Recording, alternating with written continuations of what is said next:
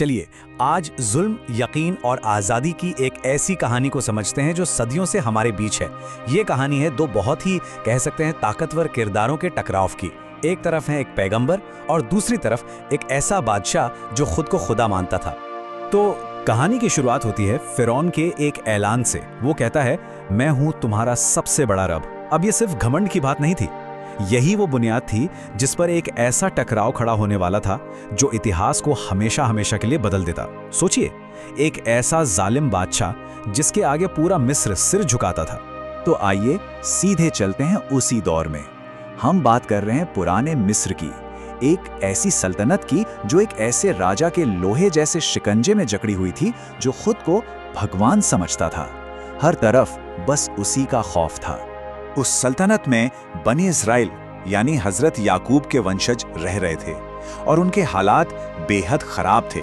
फिरौन उनसे बहुत भारी भारी काम करवाता था, पैरों में जंजीरें डालकर रखता था और तो और अपने महल के चारों तरफ उसने खूंखार शेलों का एक जंगल सा बना रखा था। असल में बात यह है कि फिरौन और उसके लोगों के लिए बनी इस्राइल सिर्फ गुलाम थे, इंसान नहीं। अब सवाल उठता है कि फिरौन इतना जुल्म कर क्यों रहा था? इसकी जड़ थी एक भविष्यवाणी। उसने एक सपना देखा था कि बनी इस्राइल का ही एक लड़का उसकी पूरी सल्तनत को तबाह कर देगा, और बस इसी डर ने उसे एक ऐसा खौफनाक फैसला लेने पर मजबूर कर दिया जिसने सब कुछ बदल कर रख दिया। फिरौन का हुक्म सीधा और साफ था, बनी इस्राइल में जो भी लड़का पैदा हो उसे मार दिया जाए। उसे लगा कि वो इस तरह किस्मत को ही मात दे देगा, लेकिन उसके इस शाही हुक्म ने पूरे राज्य में सिर्फ खौफ और मातम फैला दिया। लेकिन कहते हैं ना, इंसान कुछ सोचता है और होता कुछ और है। तकदीर ने कुछ और ही लिख रखा था। अब कहानी का रुख हमारे हीरो मूसा के उस चमत्कारी जन्म की तरफ मुड़ता है जिसका बचना फिरौन के हर प्लान से बिल्कुल परे था। मूसा का बचना सच में किसी चमत्कार जैसा ही था। उनकी मां के दिल में खुदा की तरफ से ये बात डाली गई कि वो अपने बच्चे को एक संदूक में रखें और उसे नील नदी में बहा दें। और अब देखिए किस्मत का खेल, वो संदूक बहते बहते सीधा पहुंचा फिरौन के महल, जहां उसे किसी और ने नहीं बल्कि खुद फिरौन की पत्नी हजरत आसिया ने देखा। और यही वो लम्हा था जिसने सब कुछ बदल दिया। जब फिरौन ने बच्चे को देखा तो हजरत आसिया ने उससे कहा, ये बच्चा मेरी और तुम्हारी आंखों की ठंडक है, इसे मत मारो। उनकी बस इसी एक बात ने, उनकी रहमदिली ने इतिहास का रुख ही मोड़ दिया। तो इस तरह मूसा उसी दुश्मन के महल में पलने बढ़ने लगे जो असल में उन्हें मार डालना चाहता था। लेकिन उनकी किस्मत में महल का ऐशो आराम नहीं लिखा था, बल्कि उन्हें वहां से निकालकर एक भगोड़े की जिंदगी जीने पर मजबूर करना था। जब मूसा जवान हुए तो उन्होंने अपनी आंखों के सामने जुल्म होता देखा। एक मिस्री एक इजरायली को बुरी तरह मार रहा था। मूसा ने इंसाफ करने के लिए बीच बचाव किया और उस मिस्री को एक घूसा मारा, लेकिन वो आदमी वहीं मर गया। ये खबर जैसे ही फिरौन तक पहुंची, उसने फौरन मूसा के लिए मौत की सजा का हुक्म दे दिया। तभी एक हमदर्द ने उन्हें खबरदार किया और मूसा को अपनी जान बचाने के लिए मिस्र छोड़कर मदियन की तरफ भागना पड़ा। मदियन में कई साल गुजारने के बाद एक रोज जब मूसा अपने परिवार के साथ वापस लौट रहे थे, तब उनके साथ एक ऐसा वाकया हुआ जिसने उनकी पूरी जिंदगी का मकसद ही बदल दिया। यहीं उन्हें वो मिशन मिला जिसके लिए वो पैदा हुए थे। हुआ यूं के रास्ते में मूसा ने दूर एक पहाड़ पर आग की तरह जलती हुई एक रोशनी देखी। जब वो उसके करीब पहुंचे तो एक आवाज आई, ए मूसा, मैं तुम्हारा रब हूं, अपने जूते उतार दो क्योंकि तुम एक पाक वादी में हो। बस इसी एक पल में एक आम इंसान खुदा का पैगंबर बन गया। अब इस इतने बड़े मिशन के लिए उन्हें दो खास निशानियां भी दी गईं। पहली निशानी थी उनकी लकड़ी की लाठी, जो वो जमीन पर फेंकते तो वो एक असली सांप बन जाती थी, और दूसरी निशानी थी उनका हाथ, जिसे वो अपनी बगल में डालकर बाहर निकालते तो वो बिना किसी बीमारी के सूरज की तरह चमकने लगता था। तो मिशन एकदम साफ था, फिरौन के पास जाना है, उसे सच्चाई का रास्ता दिखाना है और बनी इस्राइल को उसकी गुलामी से आजाद करवाना है। ये सुनने में ही नामुमकिन और बेहद खतरनाक काम लग रहा था।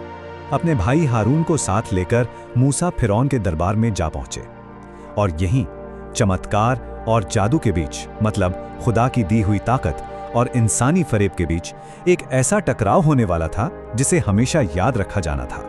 फिरौन ने इसे एक चैलेंज की तरह लिया और पूरे मिस्र से अपने सबसे बेहतरीन जादूगरों को बुलवा लिया। जादूगरों ने अपनी रस्सियों और लाठियां जमीन पर फेंकी और लोगों की नजरों पर ऐसा धोखा किया कि वो सब सांप की तरह रेंगते हुए दिखने लगे। फिर बारी आई मूसा की। उन्होंने अपनी लाठी फेंकी जो एक असली बहुत बड़ा सांप बन गई और जादूगरों के सारे धोखे को एक एक करके निगल गई। जादूगर तो माहिर थे, वो फौरन समझ गए कि ये कोई जादू या नजर का धोखा नहीं, ये तो सच्चा चमत्कार है। और उन्होंने वहीं सबके सामने ऐलान कर दिया, हम मूसा के रब पर ईमान लाते हैं। अब अपनी ये हार और अपने ही जादूगरों का यूं ईमान ले आना देखकर फिरौन का गुस्सा 7वें आसमान पर पहुंच गया। फिरौन के इस घमंड और इनकार के बाद मिस्र पर एक के बाद एक कई मुसीबतें भेजी गईं। कभी टिड्डियों के दल आकर पूरी फसल चट कर जाते, तो कभी कीड़े मकोड़े हर तरफ तबाही मचा देते। यहाँ तक कि मेंढकों की बाढ़ आ गई और आखिर में तो नील नदी का सारा पानी ही खून बन गया।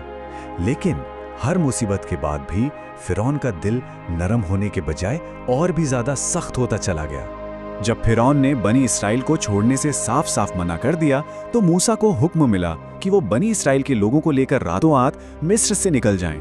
और यहीं से ये कहानी अपने क्लाइमैक्स पर पहुंचती है, गुलामी से आजादी की तरफ वो महान सफर। मूसा बनी इसराइल को लेकर आगे तो बढ़ गए, लेकिन पीछे पीछे फिरौन अपनी पूरी फौज के साथ आ पहुंचा। जल्द ही वो लोग एक ऐसी जगह फंस गए जहां एक तरफ था विशाल समुद्र और दूसरे तरफ फिरौन की फौज। लोग बुरी तरह घबरा गए, उनमें मायूसी फैल गई और वो चीखने लगे, अब तो फिरौन हमें जिंदा नहीं छोड़ेगा। इस गहरी मायूसी और नाउम्मीदी के आलम में मूसा को ऊपर से एक बहुत ही सीधा लेकिन बेहद ताकतवर हुक्म मिला, अपनी लाठी से समुद्र पर मारो। और जैसे ही मूसा ने हुक्म के मुताबिक अपनी लाठी समंदर पर मारी, इतिहास का सबसे बड़ा चमत्कार हुआ। समंदर 2 हिस्सों में फट गया और उसके बीचों बीच एक सूखी जमीन का रास्ता बन गया। यही वो रास्ता था जो बनी इसराइल को गुलामी से आजादी की तरफ ले जा रहा था। बनी इसराइल के सभी लोग उस रास्ते से सुरक्षित दूसरी तरफ पहुंच गए। लेकिन जैसे ही फिरौन और उसकी फौज ने उनका पीछा करते हुए उस रास्ते पर कदम रखा, समंदर की वो पानी की दीवारें वापस आपस में मिल गई। उनकी आखिरी चीखें थीं, बचाओ, हम डूब रहे हैं। और बस इस तरह उस जालिम बादशाह और उसकी ताकत का अंत हो गया। तो ये कहानी हमें एक बहुत गहरे सवाल के साथ छोड़ जाती है कि जब सारी उम्मीदें टूट जाएं और हालात बिल्कुल नामुमकिन दिखाई दें, तब यकीन और आस्था की असली ताकत क्या होती है। ये सिर्फ एक किस्सा नहीं है, ये उम्मीद, हिम्मत और इंसाफ का एक ऐसा सबक है जो शायद हर जमाने के लिए है।